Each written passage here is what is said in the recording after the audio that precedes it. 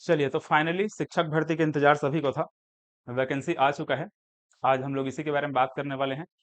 इसके बारे में जितना भी डिटेल है आज इस क्लास में हम लोग देखेंगे। ठीक है, कितना पोस्ट दिया गया है उसका एक समरी यहाँ पर निकाल करके लाए हैं। किन के लिए कितना कितना पोस्ट है सभी को यहाँ पर डिस्कस करेंगे। कब इसका फॉर्म फिल होना चालू होगा, कब इसका एग्जाम डेट है, सभी जानकारी आज हम लोग इस क्लास में देखेंगे। देखिए, तो सबसे पहले तो इसका फॉर्म फिलिंग का जो डेट है आज से स्टार्ट हो चुका है। 7 अगस्त 2026 से फॉर्म फिल होना चालू हो चुका है और 2 सितंबर 2026 तक इसका फॉर्म फिल होना है। 25 तारीख को इसका एग्जाम होना है, मतलब 25 अक्टूबर को इसका एग्जाम होना है। ये डेट तो फिलहाल आप सभी को पहले से पता चल गया होगा, क्योंकि अभी कुछ दिन पहले, 2-4 दिन पहले एक जो नोटिफिकेशन है उसका ऐसी वायरल वाला एक हमको पीडीएफ मिला था, तो वहां पर बता दिया गया था। ठीक है, तो ये 25 अक्टूबर 2026 को क्या होना है, इसका एग्जाम होना है। चलिए, तो ये इस प्रकार से कब कब एग्जाम होना है, फॉर्म फिल कब होना है, वो दिया गया है। और इसके बाद इसके नीचे अगर देखेंगे तो ऐसा कुछ विशेष जानकारी यहाँ पर नहीं है। अब सीधा हम चले जाते हैं पदों की संख्या पर। पदों की संख्या और पोस्ट में चले जाते हैं, मतलब पदों की संख्या और सिलेबस में जाएंगे। ठीक है, तो सिलेबस को जब देखेंगे तो इस प्रकार से इसका सिलेबस है, इसके बारे में अभी बात करेंगे। पहले यहाँ पर पदों की संख्या कितनी कितनी है उसके बारे में थोड़ा डिस्कस कर लेते हैं।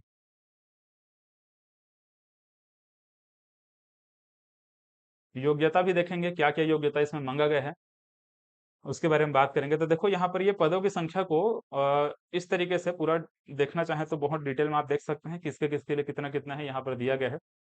अब जैसे कि सबसे पहले तो यहाँ पर ये ई संवर्ग दिया हुआ है, इसी प्रकार से टी संवर्ग दिया हुआ है। ठीक है, तो ई संवर्ग और टी संवर्ग मिला करके टोटल हमको यहाँ पर 1654 पोस्ट देखने को मिल रहा है शिक्षकों के लिए। तो इसमें यहाँ पर ध्यान से देखेंगे तो जैसे यहाँ पर हिंदी, हिंदी के लिए कितना कितना पद खाली है, मतलब कितना कितना पोस्ट यहाँ पर निकाला गया है, वो यहाँ पर राइट साइड में दिया गया है। और कौन कौन से संभाग में है उसको दिया गया है। सरगुजा संभाग में 15, बिलासपुर संभाग में 20, इसी प्रकार से रायपुर संभाग में 34, दुर्ग संभाग में 40। तो अलग अलग संभाग में कितना कितना रहेगा वो यहाँ पर दिया गया है। ये ई संवर्ग का है। इसी प्रकार से आपको टी संवर्ग का भी मिलेगा। तो सबको अगर हम इस तरीके से अगर देखते जाएं कितना कितना पोस्ट किन के लिए है, इस तरीके से ये कुछ इस प्रकार से। तो इसका जो एक समरी है आपको मैं यहाँ पर बता देता हूँ कितना कितना है उसको डायरेक्ट लिख करके। ठीक है, वो हमारा क्लासेस का डिटेल है, आप चाहें तो लास्ट में इसको मैं डिस्कस करूंगा, तो यहाँ पर देख सकते हैं। देखिए, तो अगर हम बात करेंगे हिंदी के बारे में, हिंदी में, ठीक है, तो यहाँ पर सबसे पहले देखो, एक तो ई संवर्ग का देखना और दूसरा यहाँ पर टी संवर्ग का। ठीक है, टी संवर्ग का मतलब कि जो ट्राइबल एरिया होता है उनके लिए रहता है, मतलब कि उस क्षेत्र में अगर वैकेंसी निकलती है, पोस्ट खाली रहता है, तो उसको यहाँ पर बताया जाता है। ठीक है, टोटल यहाँ पर कितना रहेगा उसको हम लोग यहाँ पर देखेंगे। तो देखो, हिंदी के लिए यहाँ पर अगर बात करें तो 109 पोस्ट है इसमें ई संवर्ग में, 141 पोस्ट है टी संवर्ग में, दोनों को जोड़ देंगे तो 250 है। आप लोगों ने देखा भी होगा अभी जो 2-4 दिन पहले जो एक न्यूज़पेपर कटिंग जो वायरल हुआ था, उसमें भी यहाँ पर बताया गया था कि हाँ कितना पोस्ट रहेगा वो सभी। संस्कृत के बारे में बात करें, संस्कृत में देखें तो ई संवर्ग में 150 है, इसमें भी 150 है, टोटल यहाँ पर 300 है। इसी तरीके से अंग्रेजी के बारे में बात करें तो इसमें ठीक ठाक पोस्ट है। ठीक है, ई संवर्ग में देखेंगे तो 319 है और 185 इस प्रकार से ये टी संवर्ग में है। ठीक है, दोनों को जोड़ देंगे तो कितना हो जाएगा, 504 अंग्रेजी के लिए है। इसी प्रकार से अगर गणित के बारे में बात करेंगे तो गणित में देखिए 135 और 115, टोटल यहाँ पर 250 है। और इसी प्रकार से सामाजिक विज्ञान के बारे में बात करेंगे तो सामाजिक विज्ञान में 150 आपका ई संवर्ग में, और टी संवर्ग में कितना रहेगा, ये 100 पोस्ट खाली हैं, मतलब 100 पदों के लिए वैकेंसी निकाली गई है, ये बताया गया है। और लास्ट का एक और बचा है कृषि। ठीक है, कृषि इस प्रकार से, तो कृषि में यहाँ पर टी संवर्ग में 5 है और टी संवर्ग में 95 है, टोटल यहाँ पर 100 है। इस तरीके से अब सबको अगर आप जोड़ देते हैं तो कुल जो शिक्षक भर्ती का जो पोस्ट निकाला गया है वो कितना है, 1654 पोस्ट यहाँ पर निकाला गया। ठीक है, 1654 पोस्ट टोटल यहाँ पर हमको पोस्ट देखने को मिल रहा है शिक्षक भर्ती में। ठीक है, तो ये तो हो गया आपका कितना कितना पदों की संख्या है वो। अब इसकी योग्यता के बारे में थोड़ा बात कर लेते हैं। इसका डिटेल ये पीडीएफ को आप टेलीग्राम वगैरह में डाल देंगे, टेलीग्राम में ऐप में वहां पर डाल देंगे, आप इसको पढ़ सकते हैं। तो इसके बारे में जो भी जानकारी आपको और एक्स्ट्रा लेना होगा यहाँ से देख सकते हैं। अब चलिए इसकी योग्यता वगैरह को थोड़ा देखते हैं, कौन कौन इसमें फॉर्म भर सकते हैं, क्या मांगा गया है, कितना उम्र होना चाहिए। तो यहाँ पर देखिए, सबसे पहले तो उम्र कितना होना चाहिए बोला जा रहा है, 1 जनवरी 2026 को। ठीक है, 1 जनवरी 2026 को न्यूनतम जो आयु है वो 21 वर्ष पूरी कर ली हो बोला गया है, और 35 वर्ष की आयु पूरी ना की, मतलब ना की गई हो ऐसा बोला जा रहा है। ठीक है, मतलब कि यहाँ पर 21 वर्ष से 35 वर्ष के आयु वर्ग वाले क्या कर सकते हैं, इसको फॉर्म भर सकते हैं। लेकिन इसमें छूट भी दिया गया है, यदि अभ्यर्थी छत्तीसगढ़ के है ना, छत्तीसगढ़ के निवासी होना चाहिए, यहाँ पर सीधा सीधा इसका शाब्दिक अर्थ है। और छत्तीसगढ़ के निवासी के साथ ही साथ यहाँ पर क्या होना चाहिए, एसटी एससी ओबीसी होना चाहिए। ठीक है, एसटी एससी ओबीसी होना चाहिए, उनको यहाँ पर 5 वर्ष की और छूट मिलेगी।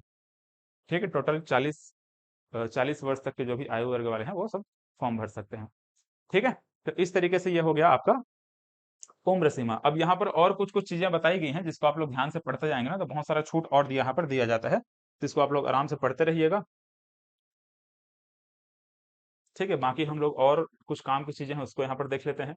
ठीक है, यहाँ पर इस प्रकार से देख सकते हैं सभी जानकारी को, धीरे धीरे आप आराम से इसको पढ़ सकते हैं, है ना। मतलब कि ये जो हैंडीकैप्ड कैंडिडेट है उनके लिए कितना रहेगा, भूतपूर्व सैनिक है उनके लिए कितना रहेगा, वो सभी चीजों के बारे में यहाँ पर बताया गया है। अब यहाँ पर देखते हैं सीधा सीधा हम लोग योग्यताएं क्या होगी, मतलब कि शैक्षणिक अर्हताएं कितनी होंगी उसके बारे में यहाँ पर बताया गया है।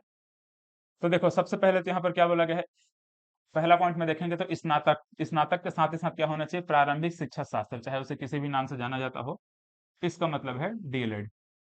ठीक है, डीएड बोलो या फिर डीएलएड कह सकते हो। तो ये क्या होना चाहिए, द्विवर्षीय क्या होना चाहिए, डीएलएड होना चाहिए और स्नातक होना चाहिए, ये बोला जा रहा है। ठीक है, अब इसके अलावा और दूसरा चीज क्या यहाँ पर होना चाहिए, जैसे कि अगर ये है तब तो ठीक है, ये नहीं है तो बीएड होना चाहिए।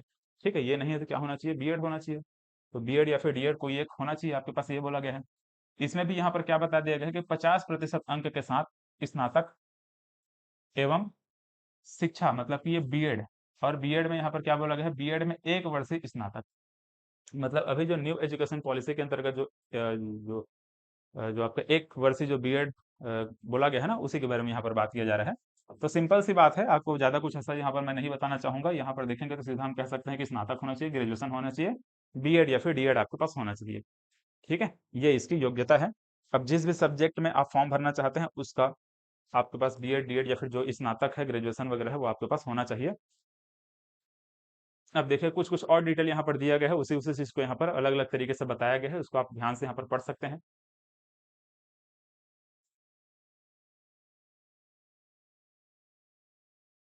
ठीक है,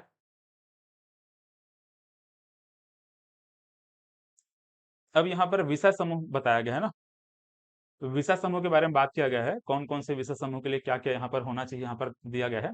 जैसे कि देख सकते हैं, ये इंपॉर्टेंट है, यहाँ पर बहुत लोगों को कंफ्यूजन होगा और इसी को कमेंट सेक्शन में देखिएगा तो इसी का ज्यादा इंक्वायरी आएगा, मतलब सबसे ज्यादा इसी के बारे में पूछा जाएगा। तो सबसे पहले हिंदी, तो हिंदी साहित्य स्नातक, सॉरी, हिंदी साहित्य स्नातक स्तर पर एक विषय रहा हो, ये बोला जा रहा है। इसी प्रकार से संस्कृत के लिए, इसी प्रकार से अंग्रेजी के लिए भी देखेंगे तो इसी प्रकार से अंग्रेजी साहित्य स्नातक पर एक विषय रहा हो, ये बोला गया है। इसी प्रकार से अगर गणित के बारे में बात करेंगे, देखो सबसे ज्यादा कंफ्यूजन किसी में रहेगा ना, तो सबसे ज्यादा इसी में रहने वाला है, गणित में। ठीक है, गणित में क्या बोला जा रहा है, गणित के साथ निम्नलिखित में से कोई 2 विषय होना चाहिए बोला जा रहा है। ठीक है, तो गणित के साथ देखो 2 विषय क्या होना चाहिए, जैसे गणित के साथ क्या भौतिक होना चाहिए, कोई 2 विषय बोला गया है ना, मतलब कि यहाँ पर गणित के साथ क्या भौतिक और रसायन हो सकता है, या फिर गणित के साथ आपका भौतिक इलेक्ट्रॉनिक्स हो जाए, या फिर कंप्यूटर साइंस हो सकता है, या फिर और कोई भी यहाँ पर हो सकता है। चाहे यहाँ पर सैन्य विज्ञान दिया हुआ है, ठीक है, भूगर्भ विज्ञान दिया है, तो ये सब भी दिया हुआ है। हालांकि ऐसे ये सब के को लेकर के ज्यादा हमारे छत्तीसगढ़ में लोगों के पास डिग्री वगैरह नहीं रहता है, लेकिन हाँ यहाँ पर जानकारी दी गई है। तो देख सकते हैं भौतिक, रसायन, इलेक्ट्रॉनिक्स, कंप्यूटर साइंस, इनमें से ऐसा सब्जेक्ट होना चाहिए बोला जा रहा है। तो गणित के साथ ये इनमें से कोई 2 सब्जेक्ट होना चाहिए, ऐसा यहाँ पर बोला गया है। अब यहाँ पर नीचे देखेंगे और कुछ अगर जानकारी दी होगी तो ये मतलब कि इंजीनियरिंग वाले इसमें एलिजिबल होंगे कि नहीं होंगे, ये सभी चीज़ों के बारे में हो सकता है नीचे कुछ जानकारी दिया गया होगा, और अगर नहीं दिया गया है तो आगे हम उसके बारे में बात करेंगे क्या होगा। सामाजिक विज्ञान में देख लीजिए, यहाँ पर इतिहास, भूगोल, वाणिज्य, अर्थशास्त्र अथवा राजनीतिक विज्ञान में से एक विषय अनिवार्य होना चाहिए बोला जा रहा है। कृषि में यहाँ पर कृषि होना चाहिए ये बोला गया है। तो ये जो आपका विषय समूह दिया हुआ है तो इस प्रकार से इसको बांटा गया है। इसमें जो भी विषय यहाँ पर दिया गया है ना, सब स्नातक के बारे में बात किया गया है, ठीक है। तो स्नातक की उपाधि अनिवार्य होना चाहिए, कौन कौन से विषय पर होना चाहिए यहाँ पर इसको आप देख सकते हैं, ठीक है। तो यहाँ पर अब हो सकता है गणित के बारे में कुछ और बातें कही गई हो और नहीं कही गई हो, तो हम देखेंगे आगे इसके बारे में क्या बोला जा रहा है इसको। देखो यहाँ पर देखो, शिक्षक कृषि की पद स्थापना हायर सेकेंडरी विद्यालय में की जाती है, इसलिए बीएड उत्तीर्ण होना अनिवार्य होगा, किंतु टीईटी उत्तीर्ण होना अनिवार्य नहीं है, ये बोला गया है, ठीक है। तो यहाँ पर जो शिक्षक कृषि के बारे में बात किया जा रहा है, बीएड उत्तीर्ण होना अनिवार्य होगा लेकिन टीईटी उत्तीर्ण होना अनिवार्य नहीं है, इस बात को बोली गई है इसमें। इसके अलावा यहाँ पर देख सकते हैं तो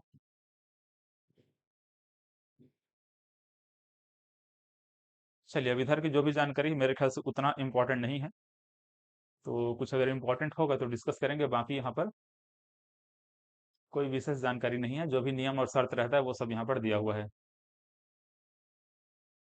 अब यहाँ पर बात आती है कि इंजीनियरिंग वाले एलिजिबल हैं कि नहीं है, ठीक। बात यहाँ पर आकर फंसती है, तो इसको हम लोग नेक्स्ट क्लास में डिस्कस करेंगे। इसके बारे में थोड़ा सा और देखना पड़ेगा और क्या होता है आगे। हालांकि बात वहां पर तो नहीं बताई गई है, एक बार फिर से चेक कर लेते हैं, अगर ऐसा कुछ दिया गया होगा तो।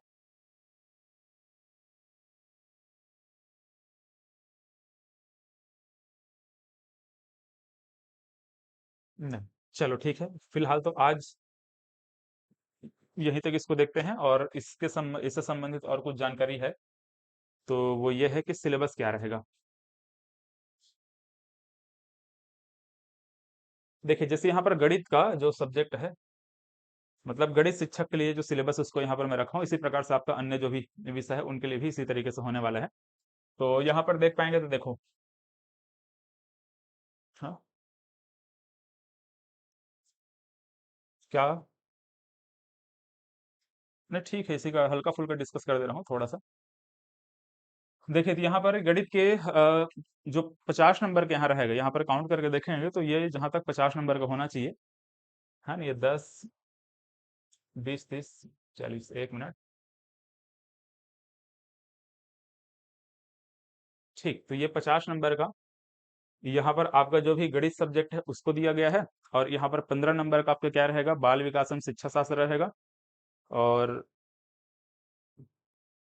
भाषा एवं सामान्य ज्ञान रहेगा, वो 35 नंबर का रहेगा, ठीक है। भाषा एवं सामान्य ज्ञान 35 नंबर का, अब कितने कितने नंबर का बांटा गया है उसको नीचे यहाँ पर बताया गया होगा, तो उसको मैडम आपको डिटेल में डिस्कस करेंगे, सिलेबस में क्या क्या कैसा कैसा रहेगा उसको, ठीक है।